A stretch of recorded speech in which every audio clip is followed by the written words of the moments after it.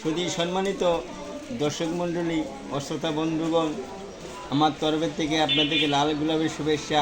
হিন্দু ভাইদেরকে জানাই আদাব ও নমস্কার, ও মুসলমান ভাইদেরকে জানাই আসসালামু আলাইকুম রহমতুল্লাহ ওয়া বারাকাতুহু, এবং অন্যান্য ভাইদেরকে জানাই ওয়েলকাম।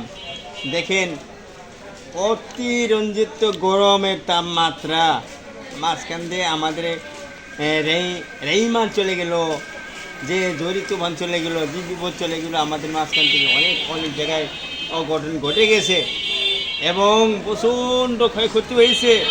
তাতে এই গরমে উৎপাত সহ্য না করার কারণে আমি দেখছি আমার মাথায় খুশকি হয়ে গেছে। অতএব আমার মতন অনেক লোক আছেন যারা গরম সহ্য করতে পারেন না, তারা করবেন কি, আমার মতন মাথাটা চুলে ফেলাবেন, ক্লিন করে ফেলাবেন, তাহলে মাথাটা নতুন মাথা পাই যাবেন গা, বুঝছেন? অবহেলা করেন না। অতএব আপনি সকলে ভালো থাকেন। আমি মুখলে ধামড়িতে বলতেছি।